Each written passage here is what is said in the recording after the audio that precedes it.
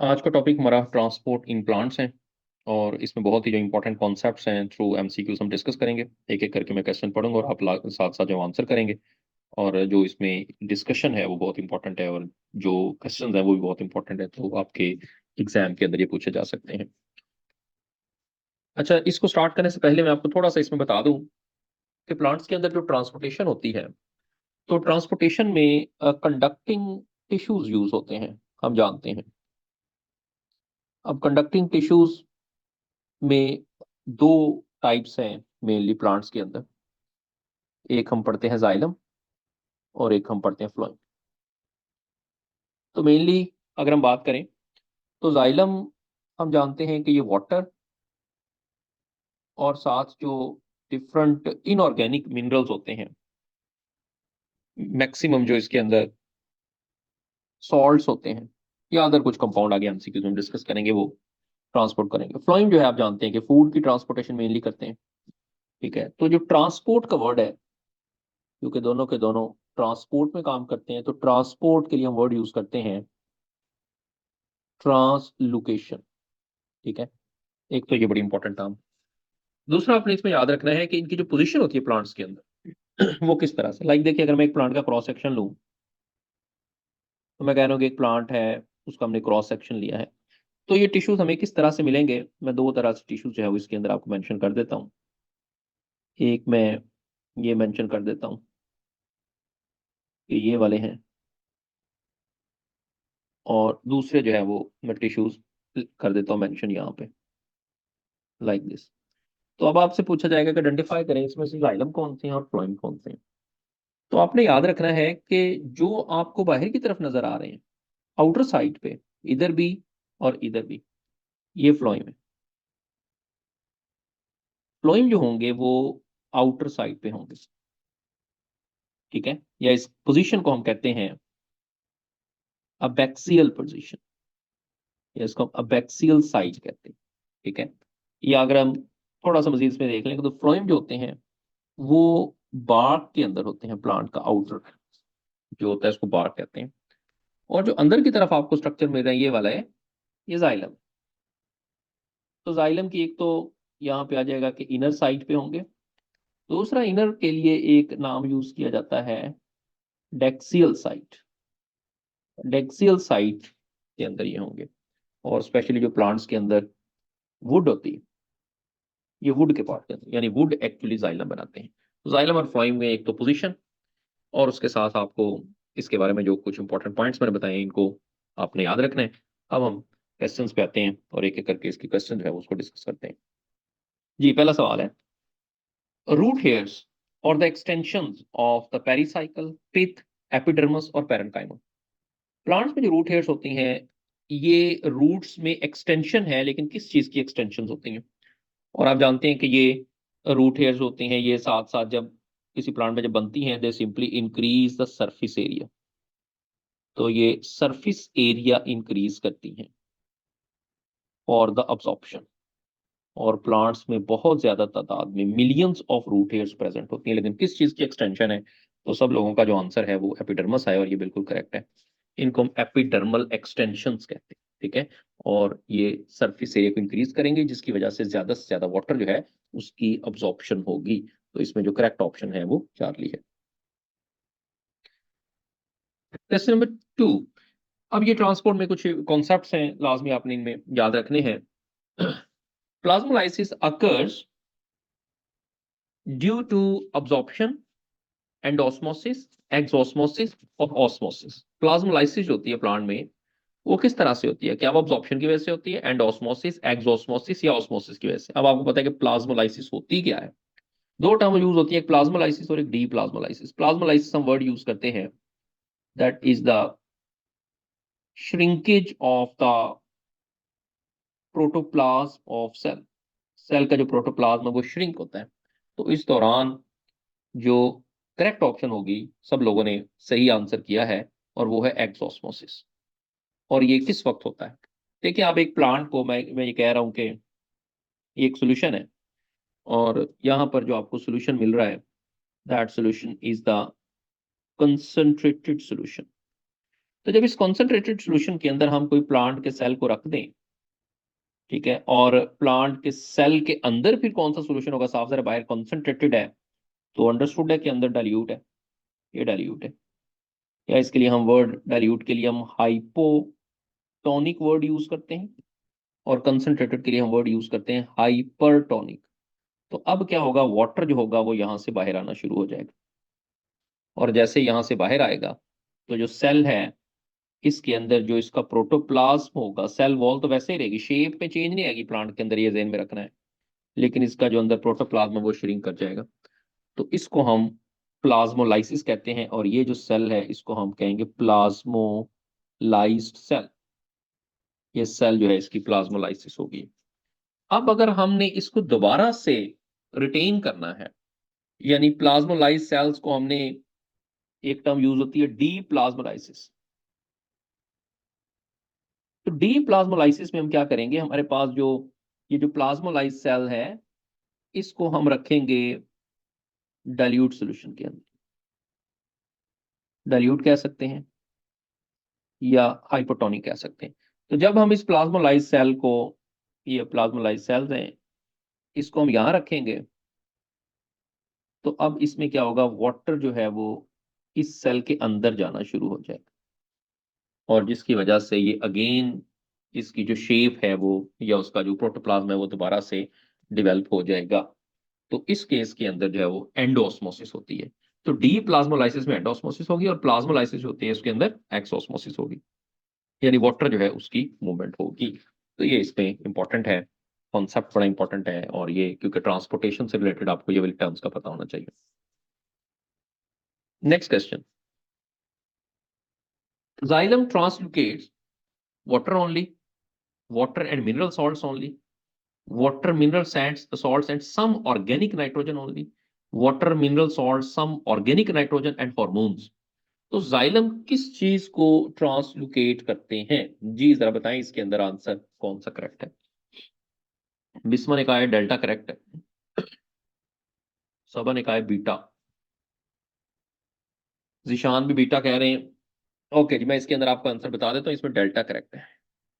कुछ organic nitrogen और hormones की जो ट्रांसपोर्टेशन होती है उसमें भी जाइलम रोल प्ले करते हैं। तो अब ये सारे की सारी जो चीजें हैं, जिसमें वाटर भी है, मिनरल सॉल्ट्स भी, बट मेनली अगर आ जाए, जैसे ऊपर मैंने लिखा था मेनली, तो mainly the water and mineral salts है, लेकिन organic nitrogen, some of the organic nitrogen is transported bye.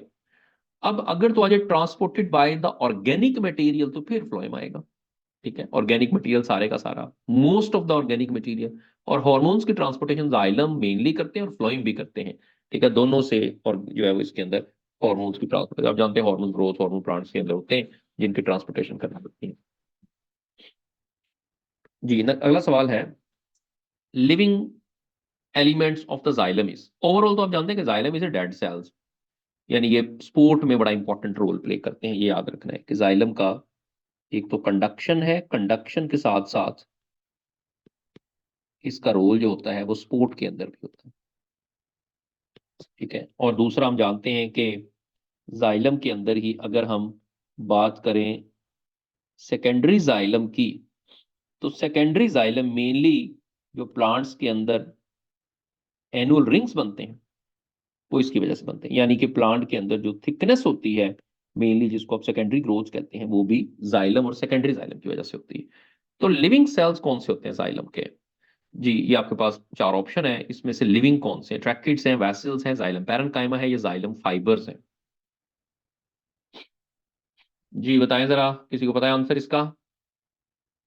Okay ji, yes, Zeeshan Ashraf ने सही कहा है कि जाइलम पैरेन्काइमा ये लिविंग सेल है, और बाकी सारे के सारे डेड सेल हैं, याद रखना है। पैरेन्काइमा जो होते हैं ये सरप्लस फूड को स्टोर भी करते हैं, इनके लिए हम वर्ड जो है वो एक यूज करते हैं फिलर सेल्स, यानी किसी जगह पर भी ये जगह को फिल करने के लिए भी यूज होते हैं। तो इसमें चार्ली जो है वो करेक्ट है।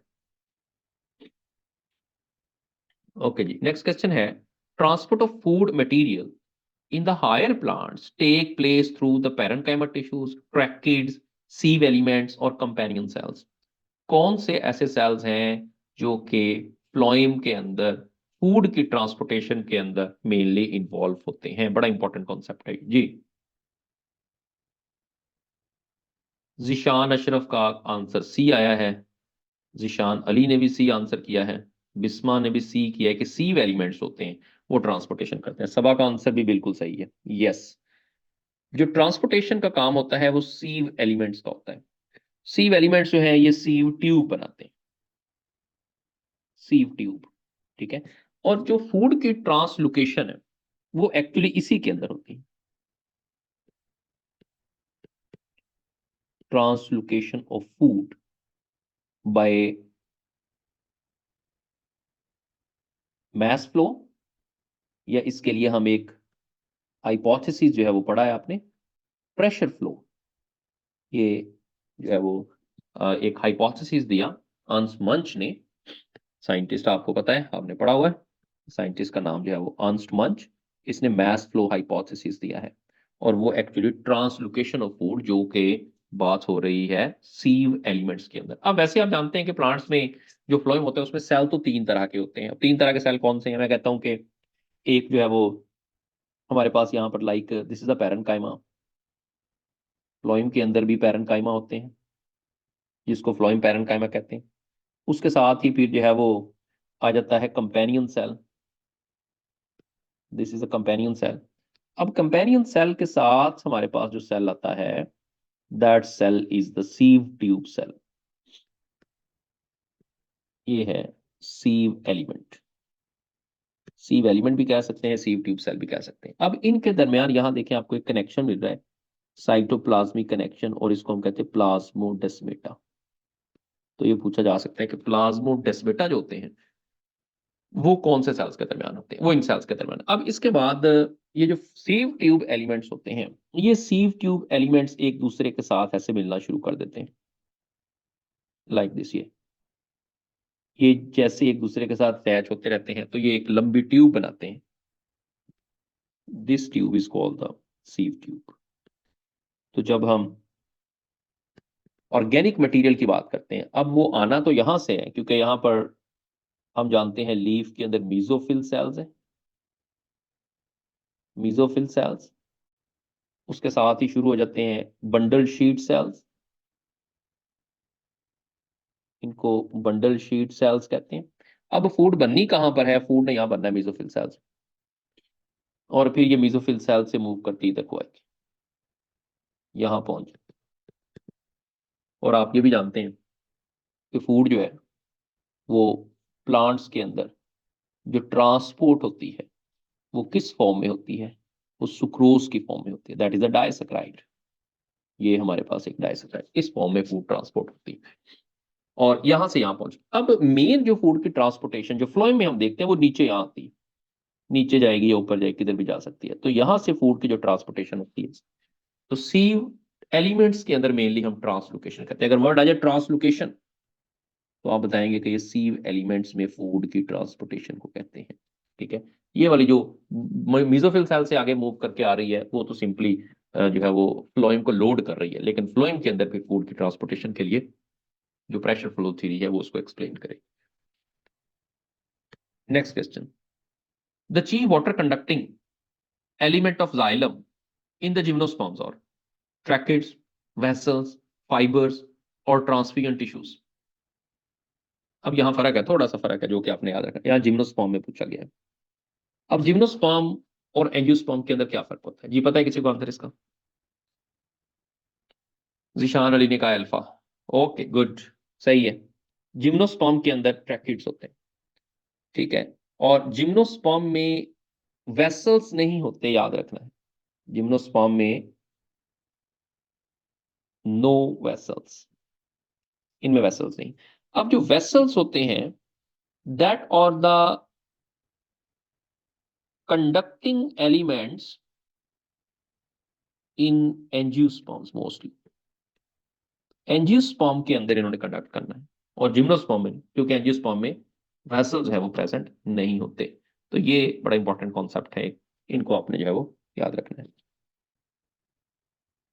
Next question, function of the companion cell is loading of sucrose into the sieve elements, providing energy to the sieve elements for the active transport, providing water to the phloem, loading of sucrose into the sieve element by passive transport. जी, function क्या है companion cell? Okay जी, इफरा ने A का है, बिस्मा ने A का है, कासिम रजा ने बी का है। इसके अंदर जो करेक्ट है वो अल्फा है, loading of sucrose in sea fuel. ये जो यहाँ पे काम हो रहा है, ये काम कर रहे हैं सीवेल। अच्छा, एनर्जी प्रोवाइड करते हैं but not for the active transport, ये याद रखना है। एनर्जी उनको वैसे रिक्वायर्ड होती है क्योंकि उनके अंदर कोई ऐसा ऑर्गेनल नहीं होती, उनके अंदर जो फंक्शन होने होते हैं उनके लिए एनर्जी उसको मिलेगी। लेकिन यहाँ जो मेन फंक्शन होता है कंपेनियन सेल का, वो सुक्रोज को लोड करना सीव एलिमेंट्स के अंदर, ये इसके अंदर आपको मेन फंक्शन इसका मिलता है।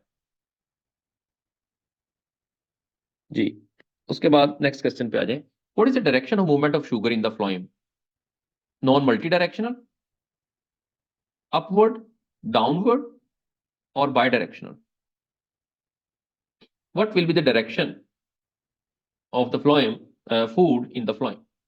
बिस्मा ने कहा है डाउनवर्ड, अलीशा ने कहा है non multi multi direction, Zishan ने कहा है डाउनवर्ड, सबा ने भी कहा है डाउनवर्ड। ओके, यहाँ देख लें जी, इसमें कॉन्सेप्ट ये है, यहाँ जो करेक्ट आंसर है वो by directional, delta is correct. ठीक है, तो शुगर की जो मूवमेंट होती है वो डाउनवर्ड नहीं होती, डाउनवर्ड भी हो सकती है लेकिन अपवर्ड भी हो सकती है। तो सिंपली हम ये देखते हैं कि ये मूवमेंट होती है सोर्स से सिंक की तरफ। अब लाइक मैं कहता हूँ कि सोर्स जो है वो है जहां सिंथेसाइज हो रही है फूड, ये एक्स्ट्रा फूड जो है वो स्टोरेज है। लाइक मैं कहता हूँ कि जो लीव्स हैं, leaves are the source because there is a synthesis, mesophyll cells के अंदर बनते हैं। अब सिंक जो है वो रूट्स हो सकती हैं, सिंक जो है वो न्यू ब्रांचेस हो सकती हैं, सिंक जो है वो न्यू बर्ड्स हो सकते हैं। तो ये अब ऊपर की तरफ भी हो सकते हैं, नीचे की तरफ भी हो सकते हैं, रूट्स की तरफ भी आ सकती है, ऊपर की तरफ भी जा सकती है। तो इसका मतलब है कि ये दोनों डायरेक्शन की तरफ जा सकती है, अपवर्ड भी और डाउनवर्ड भी। सो दैट्स व्हाई इसको हम बाय डायरेक्शनल जो है वो कहते हैं। नेक्स्ट क्वेश्चन, कैस्पेरियन स्ट्रिप्स बड़ा इंपॉर्टेंट है। Casparian strips occurs in the epidermis, pericycle, cortex और एंडोडर्मस। कहां पर कैस्पेरियन स्ट्रिप्स प्रेजेंट होती है? जी, डेल्टा आंसर आ रहा है सबका, बड़ी तेजी से आंसर आ रहा है। इसका मतलब आपको ये कंफर्म है कि एंडोडर्मस में होती है। यस, ये जो है वो कैस्पेरियन स्ट्रिप से एक साइंटिस्ट था जिसने इनको देखा, उसको रॉबिट कैस्पर उसका नाम था। ठीक है, और इन कैस्पेरियन स्ट्रिप्स के अंदर एक कंपाउंड होता है, इसको हम सिब्रिन कहते हैं। ये याद रखना है कि that present in the Casparian strips. ठीक है, और ये एंडोडर्मस के दरमियान प्रेजेंट होती हैं। और एंडोडर्मस में आपने यहाँ जो हम बात करें तो प्लांट्स के अंदर आप जानते हैं कि जो मूवमेंट होती है वाटर और डिजोल्व सॉल्ट्स की, उसके लिए डिफरेंट पाथवेज जो है वो प्रेजेंट होते हैं।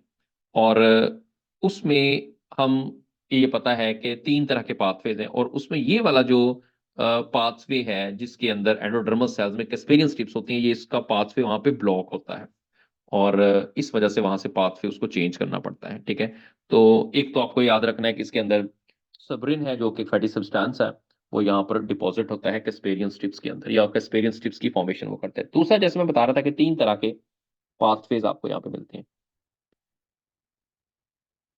Three pathways.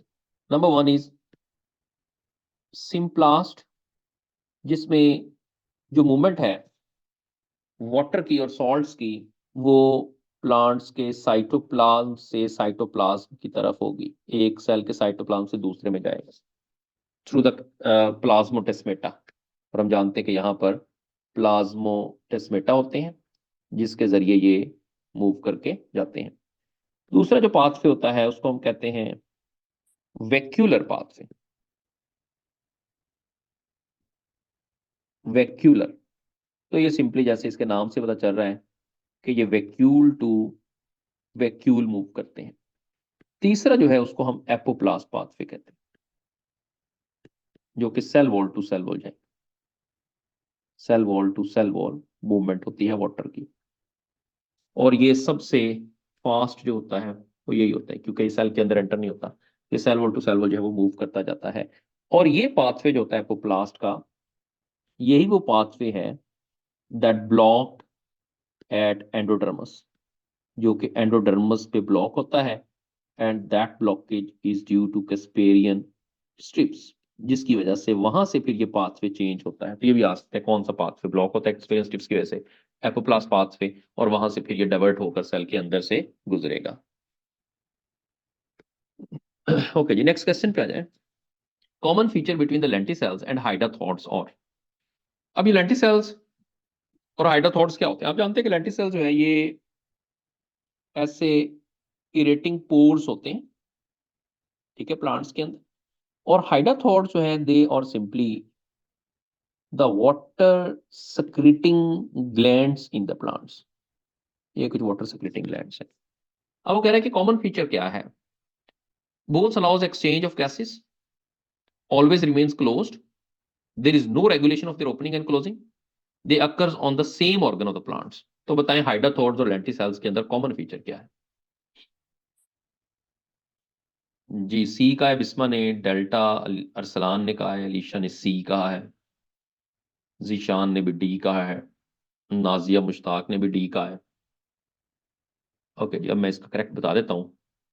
करेक्ट इसके अंदर जो है वो चार्ली है। There is no regulation of their opening and closing. ये ओपनिंग और क्लोजिंग में इनकी कोई रेगुलेशन नहीं होती, और ये हमेशा ओपन रहते हैं। यहाँ पे लिखा ना always remains close, no, they always remains open. ये हमेशा ओपन रहते हैं। कॉमन यही है दोनों में कि इनके अंदर रेगुलेशन नहीं हो रही। लेकिन अब देखें, दोनों गैस की एक्सचेंज का काम नहीं करते। लेंटिसेल्स होते हैं ये गैसियस एक्सचेंज का काम करते हैं, लेकिन यहां से आप जानते हैं कि एक फिनोमिना होता है प्लांट्स में, that is the guttation, the removal of water droplets. Water droplets जो है वो इससे होती है, ठीक है। They occurs on the same organ of plant, no, same पे नहीं होते।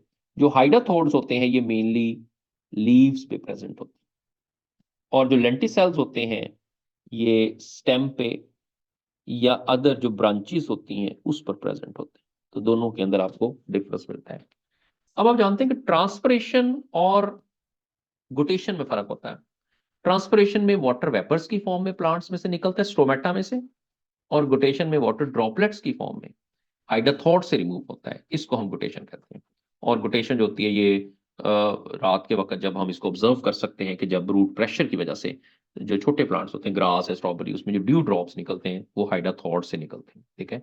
तो ये इसमें, और लेंटिसेल्स गैसियस एक्सचेंज में, इनमें तकरीबन अगर हम देखें तो 5 to 7% जो गैसियस एक्सचेंज प्लांट्स के अंदर होती है वो लेंटिसेल से होती है। लेकिन मेन जो पोर्स हैं जहां से मेनली गैसियस एक्सचेंज और अवेपोरेशन होती है वो स्टोमेटा होते हैं। और आप जानते हैं उनकी प्रॉपर रेगुलेशन होती है, बंद होते हैं, खुलते हैं, और उसमें एक प्रॉपर पैटर्न आपको मिलता है प्लांट्स में।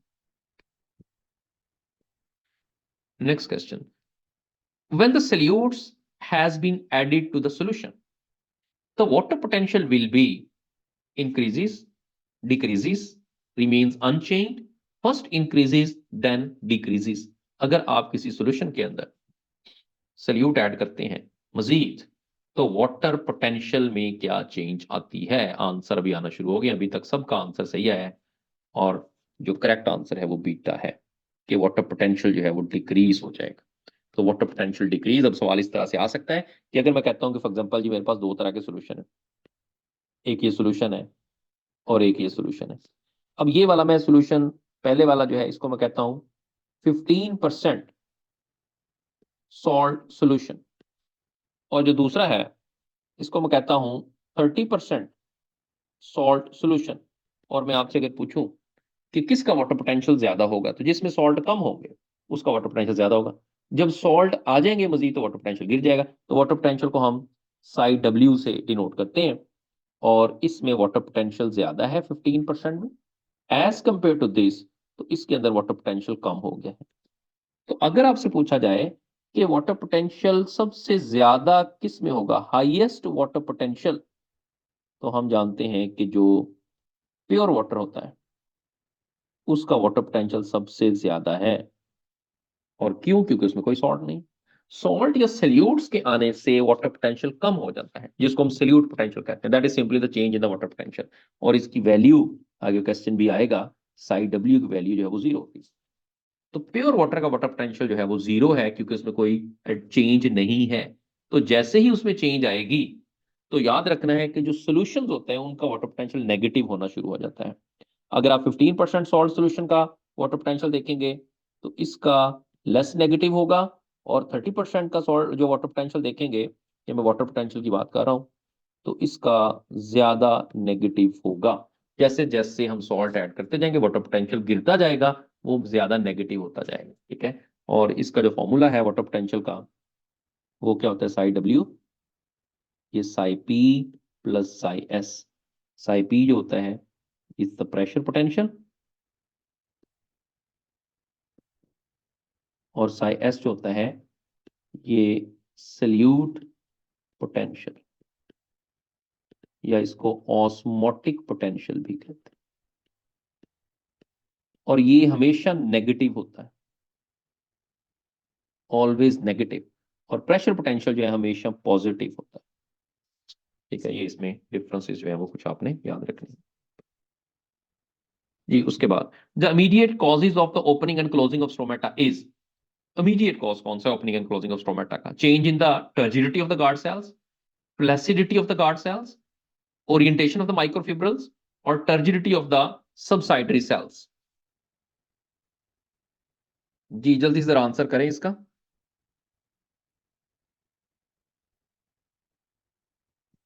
आंसर जो है वो ए भी आ रहा है, और कुछ लोगों जो है वो सी भी आ रहा है। ओके जी, इसमें जो करेक्ट है वो अल्फा है, change in the turgidity of the guard sales.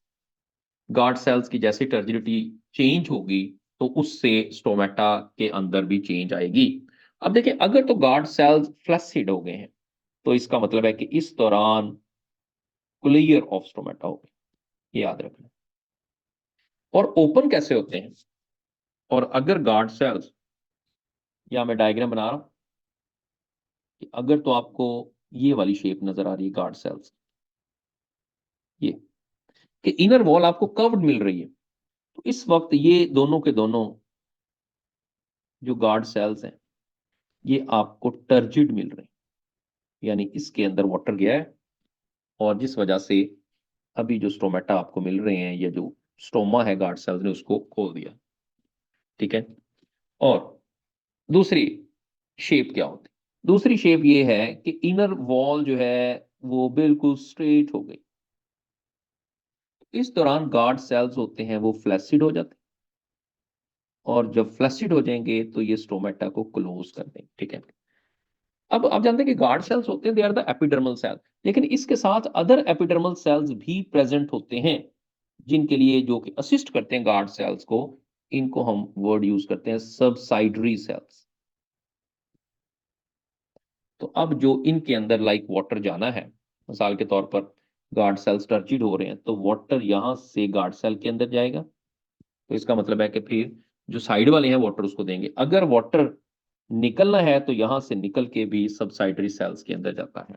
तो दोनों कंडीशंस आपको यहां पर मिलती हैं, क्लोज कब होते हैं, ओपन कब होते हैं। क्योंकि ट्रांसपोर्टेशन के अंदर आप जानते हैं कि जब एवेपोरेशन होती है तो जो स्टोमेटा है जो कि 90% एवेपोरेशन करते हैं, इनका यहाँ बहुत इंपॉर्टेंट रोल है।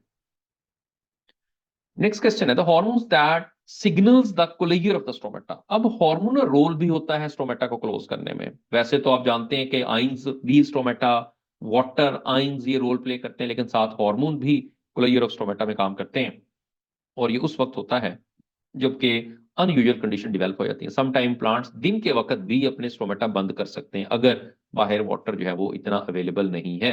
तो बताएं जरा कौन सा हार्मोन है जी, साइटोकाइनिन है, ऑक्सिन है, जिबलिन है, या एब्सिसिक एसिड है। ओके जी, करेक्ट, डेल्टा सबने आंसर किया है। ये एब्सिसिक एसिड जो हार्मोन होता है, ये हार्मोन प्लांट्स के स्टोमेटा को क्लोज करता है, लेकिन ये क्लोज किस वक्त करता है या मैं आपको बता देता हूं, that is under the stress condition.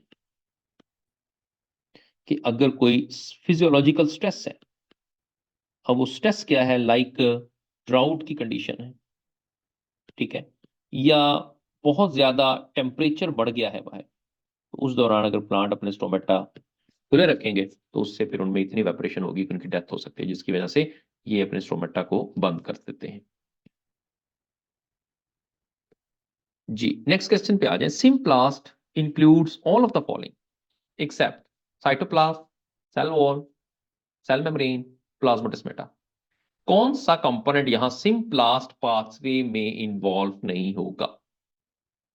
जी, अरसलान ने बीटा कहा है, जिशान ने बीटा, अशरफ ने भी, जिशान अली ने भी बीटा कहा है, इफ्रा ने कहा है कि बीटा सही है, सेल वॉल इन्वॉल्व नहीं होती। यस, आप लोगों का सबका आंसर सही है, सेल वॉल इन्वॉल्व नहीं होती। सेल वॉल अगर इन्वॉल्व है तो वो वाला पाथवे फिर होगा, हम पहली बात कर चुके हैं, उसको हम एपोप्लास्ट कहते हैं। लेकिन सिम्प्लास्ट के अंदर साइटोप्लाज्म भी इन्वॉल्व होगा, क्योंकि वो साइटोप्लाज्म साइटोप्लाज्म मूव कर रहा है। फिर प्लाज्मोडेस्मेटा भी, और प्लाज्मोडेस्मेटा सेल मेम्ब्रेन के दरमियान जो साइटोप्लाज्मिक कनेक्शन आपको मिलते हैं। जी, उसके बाद नेक्स्ट क्वेश्चन है, transpiration in plants will be lowest when there is high humidity in the atmosphere, high wind velocity, there is excess of water in the soil, environmental condition और very dry. किस वक्त transpiration slowest होगी?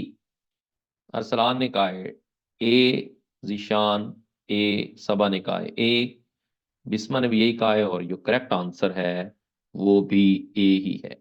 जब atmosphere बहुत ज्यादा humid है, यानी पहले ही नमी बहुत ज्यादा एटमॉस्फेयर के अंदर, तो सावधान है, ट्रांसपिरेशन स्लो होगी। लेकिन बाकी जो तीनों के तीनों फैक्टर्स आपको यहाँ पे मिल रहे हैं, they actually increase the rate of transpiration. ये ट्रांसपिरेशन के रेट को इंक्रीज करते हैं। ठीक है, विंड ज्यादा होगी तो ट्रांसपिरेशन ज्यादा होगी, जो वो वेलोसिटी विंड में ज्यादा है। अगर पानी सॉइल के अंदर ज्यादा है तो सावधान है, ट्रांसपिरेशन ज्यादा होगी, ज्यादा ज्यादा पानी बाहर जाएगा। अगर इन्वायरमेंट ड्राई है तो सावधान है, फिर भी जो डिफिजन से सिंपल जो आप जानते हैं कंसंट्रेशन ग्रेडियंट का फर्क आता है, उससे ट्रांसपिरेशन ज्यादा होगी। तो ये सारे के सारे कंपोनेंट जो है वो इंक्रीज करते हैं रेट ऑफ ट्रांसपिरेशन को। ओके, मैं ये क्लास को नेक्स्ट क्वेश्चन है, with decrease in atmospheric pressure the rate of transpiration will remains unaffected, increased, decreased slowly or decreased rapidly? अगर atmospheric pressure decrease होगा तो what will happen with the rate of the transpiration? जी बताएं जरा, कौन सा correct? Okay, सबा ने beta का है, बिस्मा ने अल्फा का है, नाजिया ने कहा है चार्ली। ओके, यहां पर सुन लें जी, अगर तो एटमॉस्फेरिक प्रेशर कम होगा तो रेट ऑफ ट्रांसपिरेशन इंक्रीज हो जाएगी। क्योंकि देखें, जैसे जैसे हम हाई ऑल्टीट्यूड की तरफ जाते हैं तो एटमॉस्फेरिक प्रेशर कम होता जाता है। हाई ऑल्टीट्यूड पे जाएंगे तो एटमॉस्फेरिक प्रेशर जो होगा वो कम होगा, और उस जगह पर जब प्रेशर कम होगा एटमॉस्फेयर के अंदर तो साफ जाहिर है ट्रांसपिरेशन इंक्रीज कर जाएगी। तो इनका याद रखना है, इनवर्स प्रोपोर्शन होता है। अगर एटमॉस्फेयर प्रेशर ज्यादा होगा तो ट्रांसपिरेशन कम हो जाएगी, अगर कम होगा तो ट्रांसपिरेशन बढ़ जाएगी। Okay, next question, the water potential of the pure water is less than zero, more than zero but less than one, more than one और जीरो। अभी हम ऊपर बात करके आए हैं कि जो वाटर पोटेंशियल होता है प्योर वाटर का वो जीरो होता है, साइड डब्ल्यू इसकी जो है वो आप जानते हैं सिंपल है। ओके जी, नेक्स्ट क्वेश्चन है, the metal involve in the stomatal regulation is the iron, magnesium, zinc और पोटेशियम। कौन सा मेटल आयन इन्वॉल्व होता है स्टोमेटल रेगुलेशन में? जिशान ने, बिस्मा ने कहा है कि डेल्टा करेक्ट है, अरसलान ने भी यही कहा है, हबीबा ने भी डेल्टा कहा है, जीशान अली का भी आंसर डेल्टा है, अरसलान का भी आंसर डेल्टा है, और बिल्कुल ये डेल्टा जो है वो करेक्ट है, पोटेशियम। अब इसका मतलब है कि पोटेशियम जो है, अगर तो ये एंटर्स इनटू गार्ड सेल्स, अगर तो गार्ड सेल्स के अंदर ये एंटर होता है तो उस दौरान फिर जो स्टोमेटा है वो ओपन होते हैं, याद रखना है। और ये हम जानते हैं कि डे टाइम के अंदर ऐसा होता है कि ये उसमें एंटर होता है। और अगर पोटेशियम जो होता है वो गार्ड सेल से बाहर जाता है तो उस दौरान जो स्टोमेटा है वो क्लोज होते हैं, और मोस्टली ये डार्क या नाइट टाइम में ऐसा होता है। एक और चीज वो ये कि जब गार्ड सेल्स में पोटेशियम एंटर होते हैं तो ये एक्टिव ट्रांसपोर्ट से एंटर होते हैं, यहाँ एक्टिव ट्रांसपोर्ट होती है। और जब गार्ड सेल से बाहर निकलते हैं पोटेशियम तो पैसिव ट्रांसपोर्ट होती है। ये भी आपने इसमें याद रखना है, ठीक है। और जैसे हमने इससे पहले पढ़ा कि there is a role of the abscisic acid. Abscisic acid क्या करते हैं? अब्सिसिक एसिड ये करते हैं कि जब इन्होंने स्ट्रोमेटा को बंद करवाना होता है तो ये stop the entry of potassium into guard cells. तो ये गार्ड सेल्स के अंदर पोटेशियम की एंट्री को रोकते हैं। तो जब वो रुकेगा तो साफ जाहिर है फिर वो गार्ड सेल्स को बंद करवाने में, स्ट्रोमेटा को बंद कराने में रोल प्ले करते हैं। Ascent of sap in woody stem occurs mainly due to transpiration pull, root pressure, imbibition और photosynthesis। Ascent of sap जो होता है woody plants के अंदर, उसमें सबसे ज्यादा रोल इंपॉर्टेंट किसका है? ओके जी, ज्यादातर लोगों का अल्फा आंसर आया है और अल्फा ही करेक्ट है। जो ट्रांसपिरेशन पुल होता है that is the main force in ascent of sap। ascent of sap, और आप जानते हैं कि इसके लिए एक मेन जो थ्योरी है जो कि इसको एक्सप्लेन कर रही है उसको हम कहते हैं कोहेशन टेंशन थ्योरी। और ये कोहेशन टेंशन थ्योरी साइंटिस्ट ने बताई डिक्सन, और इसमें इस चीज को एक्सप्लेन भी किया गया। अब root pressure, this is the contributing factor as well. तो रूट प्रेशर जो होता है वो भी कंट्रीब्यूटिंग फैक्टर है, लेकिन रूट प्रेशर जो होता है वो इतना ज्यादा प्रेशर नहीं होता। नॉर्मली ये प्रेशर 100 to 200 किलो पास्कल तक हो सकता है, या बढ़ जाए सम टाइम तो वो 800 किलो पास्कल तक पहुंच जाता है। But this is not enough to pull the water और push the water to the higher plants. Imbibition भी एक कंट्रीब्यूटिंग फैक्टर जरूर है कि जो सेल वॉल जो होती है वाटर को ड्रिंक कर लेती है, उसको हम इम्बिबिशन कहते हैं। ये फिनोमिना जो है वो इम्बिबिशन का, ये सैक्स ने दिया 1876 में। और इसमें ये जो वर्ड इम्बिबिशन है, ये वर्ड इम्बाइब से निकला है। इसका मतलब होता है टू ड्रिंक, ये ड्रिंक करते हैं। तो इम्बिबिशन में सिंपली होता है कि जो सेल वॉल होती है उसके अंदर जो सेलुलोज है उसमें वाटर के लिए अफिनिटी होती है,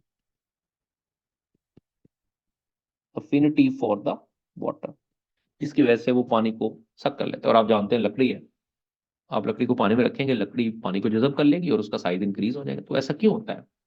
ऐसा सेलुलोज की वजह से होता है कि सेलुलोज वाटर को ड्रिंक करती है, इम्बाइब करती है, जिससे वो साइज बढ़ जाता है। तो इसी वजह से अगर आप लकड़ी को पानी में रख दें और आहिस्ता आहिस्ता पानी लकड़ी में ऊपर की तरफ आना शुरू, एक तरफ पानी लगेगा दूसरी तरफ आना शुरू हो जाएगा। और ऐसा क्यों होता है? जैसे मैंने बताया कि it's the phenomena of the imbibition. Next question है, attractive forces of cell wall of water molecule is termed as. Cell wall for the water molecule, cohesion, adhesion, osmosis और प्लाज्मोलाइसिस।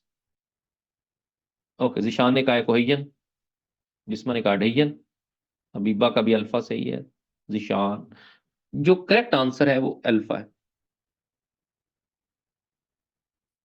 एडहेजन। एडहेजन जो है, जैसे आप कहते हैं ना adhesive forces, these forces are between two different molecules. तो इसके अंदर आप देखेंगे कि एक सेल वॉल है, और इस सेल वॉल के अंदर मैंने आपको पहले बताया कि सेलुलोज होता है, और दूसरी तरफ वाटर है, और इनके दरमियान एक अट्रैक्शन होती है जिससे मैंने कहा कि वाटर इम्बाइब कर लेते हैं। कोहेसिव कहते हैं between two the water molecule, यानी वाटर मॉलिक्यूल के दरमियान जो फोर्सेज है उसको हम जो है वो कोहेजन कहते हैं। तो इसके अंदर अल्फा जो है वो करेक्ट है। Next question, the process of the escape of liquid from the tip of the uninjured leaf is called evaporation, transpiration, guttation और exudation। जी बताएं जरा क्या करेक्ट होगा अनइंजर्ड प्लांट में? निशान ने कहा है सी, सबा ने भी कहा है सी, अरसलान ने कहा है बी, हबीबा ने कहा है सी। तो इसमें जो करेक्ट है वो सी है, करेक्ट जो है वो गुटेशन। अच्छा, गुटेशन और एक्सुडेशन में क्या फर्क होता है? एक्सुडेशन जो होता है दैट इज ऑल्सो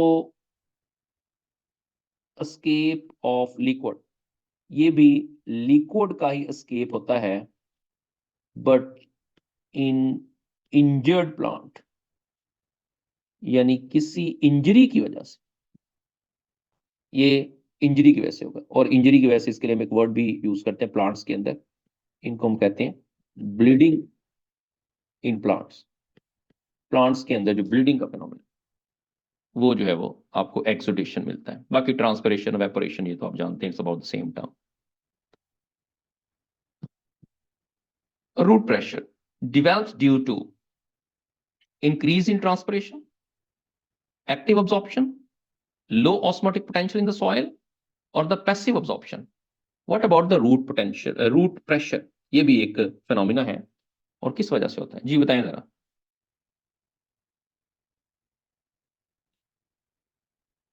जिशान ने कहा ए, इंक्रीज इन ट्रांसपिरेशन। नाजिया ने सी कहा है, जिशान ने भी सी कहा है, अरसला ने डी कहा है, और किसी ने भी सही आंसर नहीं किया। That is due to active absorption. अब इसमें रूट प्रेशर होता क्या है, हम जानते हैं कि आप अगर एक रूट को लेते हैं, लाइक मैं कहता हूं कि ये रूट है, और इसमें ये रूट के सेल्स होते हैं, these are the root cells, और इसके अंदर यहां जाइलम है, and this is the root xylem, ये रूट जाइलम। अब सिंपली ये होता है कि रूट सेल्स क्या करते हैं, रूट सेल्स इनके अंदर सॉल्ट्स होते हैं, ये सॉल्ट्स को इस रूट जाइलम में सक्रीट करना शुरू कर देते हैं, ठीक है।